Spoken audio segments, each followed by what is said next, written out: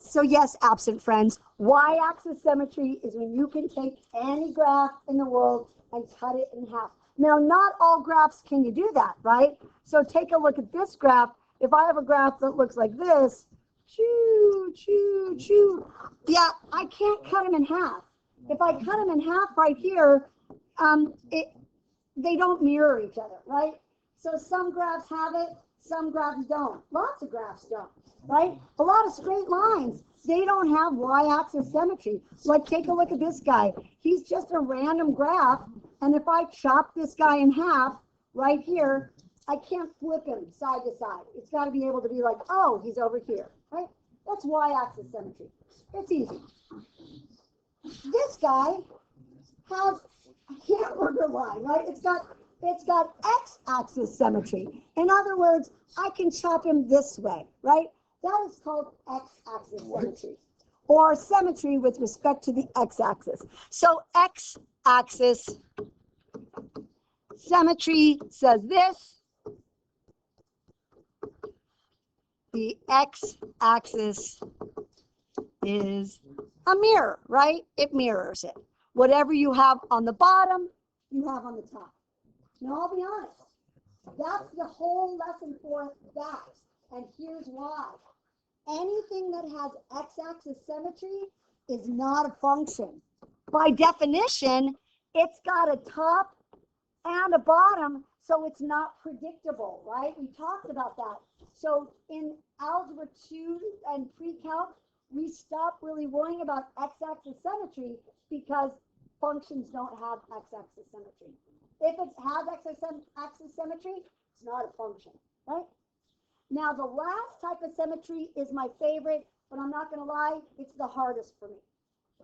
And the last one is called origin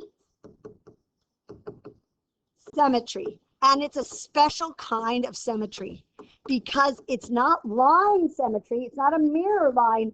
It's what's called point symmetry. And here's what happens on this one. It's kind of cool. What it does is it says this. If you took a nail and you put a nail right at 0, 0, you should be able to spin your graph 180 degrees and you should end up at the same place. Now, please, God, let's see if this actually is going to work. I made a new one today. Okay, so here he goes. I'm going to take him. I'm going to spin him 180 degrees. Oh, I'm off a tiny, tiny bit. That's not terrible, though. And do you see? I'm kind of right back where I started from, right? That gives it X, or origin symmetry. And here's what you want to remember for him. That's 180 degree spin. Now, I'm not going to lie. I am freakishly, like I'm visual, but I'm not spatial. Like I have a hard time seeing X-axis or origin symmetry. Like I have to literally think, okay, that's up there, that's down there. If I spin it, like I have to literally pretend I'm doing it in my head because I have a hard time with it. So watch, I'm going to do it again. Here he goes. He spins around. Look, I'm off a little bit, but that's not too bad. That's not too bad. I made that one myself. Yeah. Okay. So that is called origin symmetry. I like him. So here's a few more origin symmetries. Oh, I love this one. This is, now let's see, think about it. Does he have X or Y-axis symmetry? Like if I put a mirror here?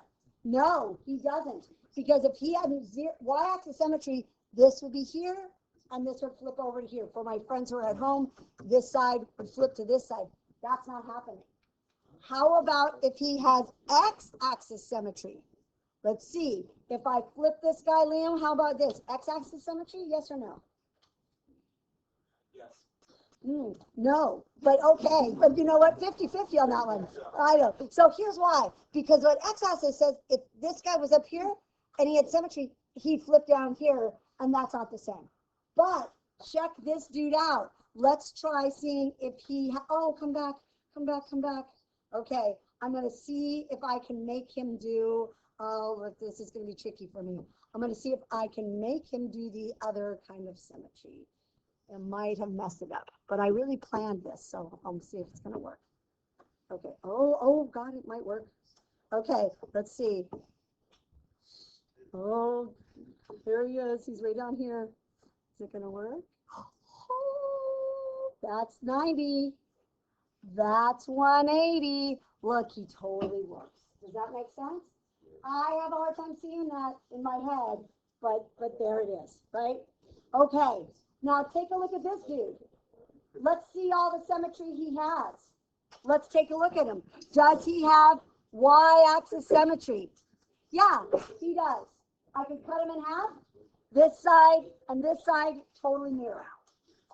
Let's try the next one. Let's see if he has x-axis symmetry. He does. And then finally, let's see on the last one if I can make this work. If I take this dude and I spin him all the way around, look, he ends back up at the same place. He's got all three. Here's what's interesting. The only way you can have all three is not to be a function because it kind of kicks it out. But it's interesting. So the first half of your homework is just going to be eyeballing these, telling me what kind of symmetry they have.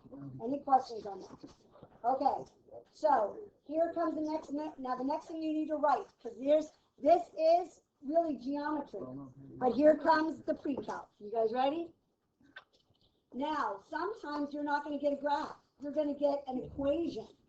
And you're going to be like, why don't you go ahead and one of you sit back? Because, you know, Liam, why don't you go ahead and do it? Yeah. Why are you turning away from the screen? I like that. I like that they fought each other. Okay, so what's going to happen on these ones? I'm not going to give you a graph. Now, you can always put these in a graphing calculator or in Desmos if you want to, but we're going to learn how to do it using algebra, okay? So here's what. The first thing I want to tell you, we are never going to do this guy ever. And here's why, because he's not a function. We're just trying to determine if functions have y-axis symmetry or have origin symmetry or nothing. They might have nothing. Tonight, we're only going to deal with this guy. Tomorrow, we're going to deal with that guy, this guy, and nothing. Now, you might not know this. These have a certain name in math. Any function that has y-axis symmetry, write this down, we call an even function. And anything that has origin symmetry, we call an odd function. And some of them are nothing. Some of them are nothing. Tonight, I'm going to ask you to tell me just even, yes or no. That's it. So some of you might have seen this before, and you're going to start writing even or odd, and the odds have a trick, which is why we're doing that tomorrow. Is that cool? Okay, so here we go. Even functions. Here's what an even function does. You don't have to write this, you can just watch. An even function says this. It says if I took 2 and I plugged it in, I get 4. If it's even, if I put in -2, look what I get. I get 4 again. So the definition of an even function says this. If you plug in a number and you get an answer, and then you plug in the opposite, you get the same exact answer every single time, right? So really, if I was kind of like a beginner math person, I just have to plug in a 2 into an equation, and then plug in a -2, and if I got the same answer, I'd be like, yay, it's even. The problem is, yeah, in real life, we would have to check every single number in the universe, and we don't have time for that. So here's what. We're going to use a thing called an algebraic proof. I know I just used the P word. I swear to God, people's heart rates just went, I hate you right now. It's not a proof. It's just what it's called. Don't panic. We're going to use, instead of numbers, we're going to use letters for this. Are you guys ready? So here we go. Okay. I want you to figure out, we're going to do it together, if this is an even function or if it's not.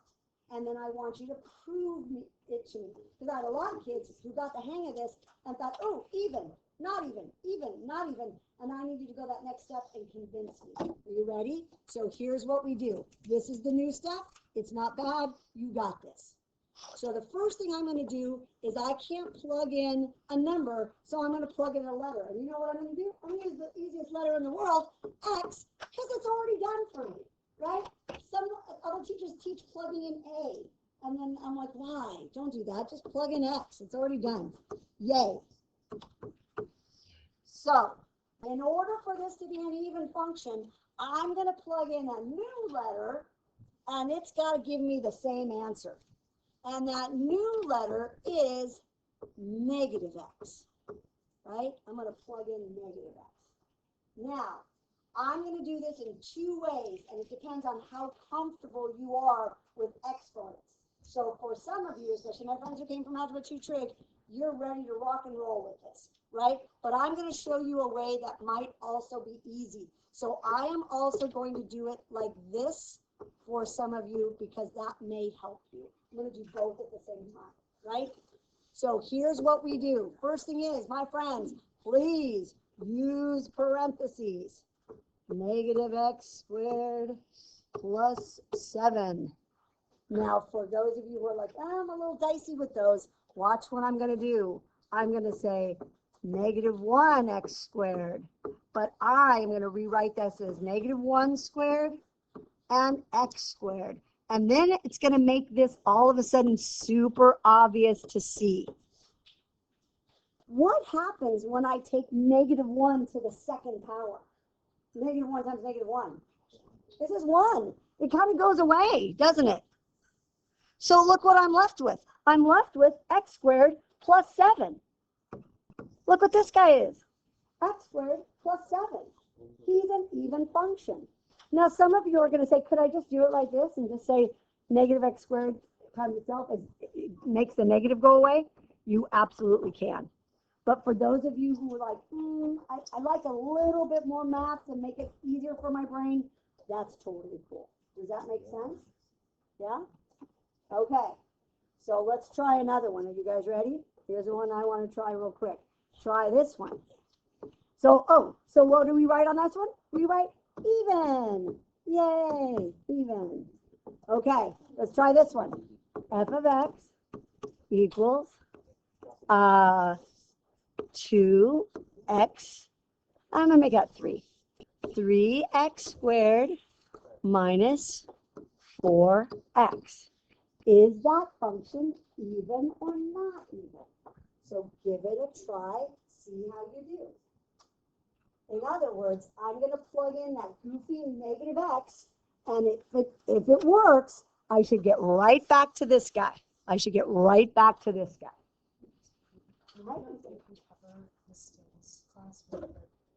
I cannot today. I'm not going to. They'll just say I'm getting my vaccine. I am getting vaccinations.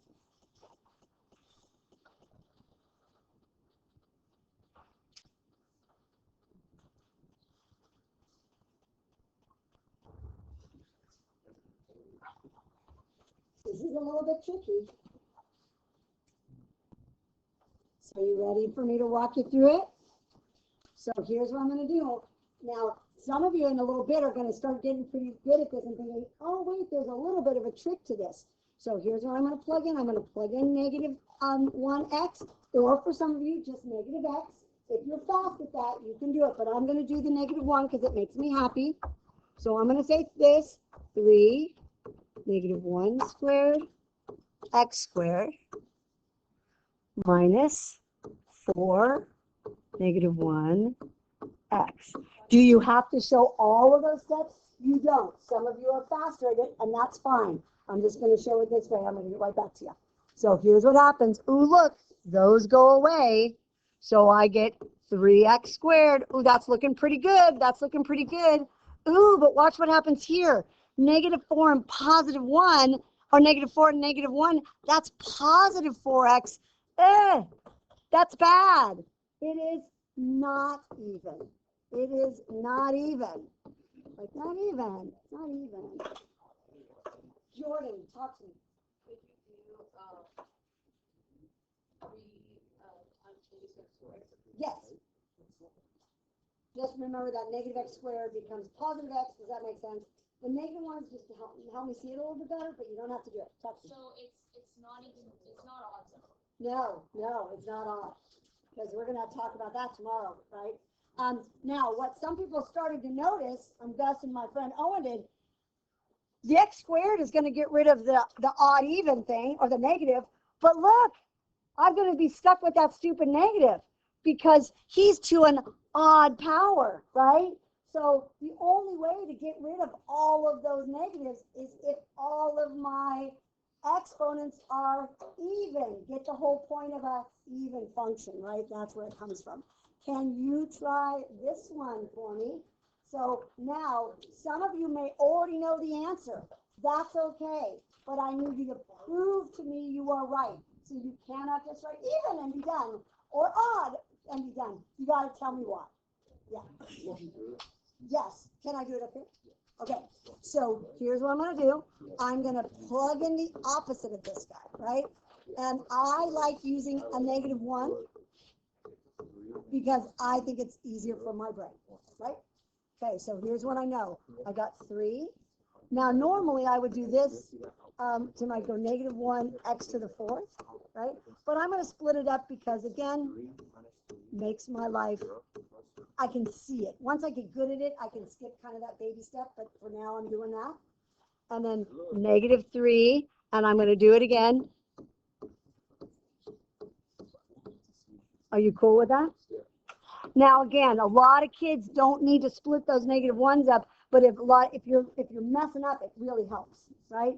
So look, anything to the 4th power, it's going to be just 1, right? So he's gone. Ooh, 3x to the 4th. Anything squared, going to go away, minus 3x squared. And then the 1 just gets added on. I'm back to where I started. So it is even. It is even, right? I got one last one, because if you think, oh, Miss T, these are baby problems. Try this one. Dana, you naughty. And here's why. Because for some of you who are getting pretty fast at this, you're like, there's no even numbers in there. There's no even exponents. That's clearly not even. And Yeah, I'm clearly tricking you.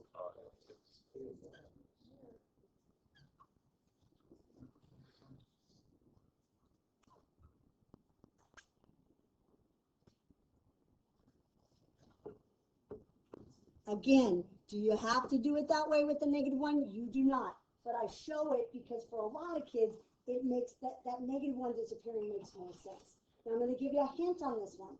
At the very end, you might on the bottom need to factor out a -1. Take a look at that very bottom at the end. I'm going to do it with you in a second. I'm passing out your homework. The answers are on your desk, and they will be in Google Classroom tonight, so you don't have to take a picture. All right. It is not. It is even. What? I'm going to do it. It's even. It is even, and I'm going to show you why. Really? That was on the other move. Okay, James, I'm glad you know. Oh, I forgot to write out. Live your life, my friend. I'm not judging. But you know what? No means no, and yes means yes.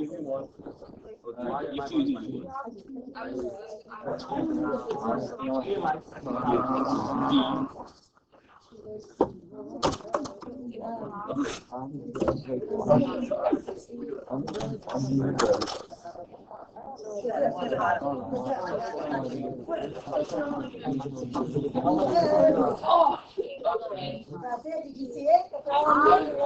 Wow, nice stuff. So here's what I got. I got 5 times -1 times x. That's how I did it. Now watch this one. -1 to the 3rd, x to the 3rd. That's how I do it. Plus -1x. Again, for some of you, you can skip some steps here. Here's what I have on the top. Check this out. -5x over, -1 times -1 times -1 I got a -1 still standing. And here, I got a -1 also still standing. I'm going to do it like this. Watch what I can do on the bottom. I can factor out a -1. They got so many negatives here. So I'm going to have -1 on the outside. X to the third plus X. That goes away. And check this out. This guy also can be written like this. Boom, boom. I'm back to where I started. Yeah, that's hard. That's pre-calc, my friends. That's hard. That's hard. So here's what I want. The first one's eyeballing them. Check little check boxes. Some of them are more than one. The second one, here's what I'd like you to do. 2, 3, 4, 5, and 6. Want to try 7 and 8? You can. It's up to you.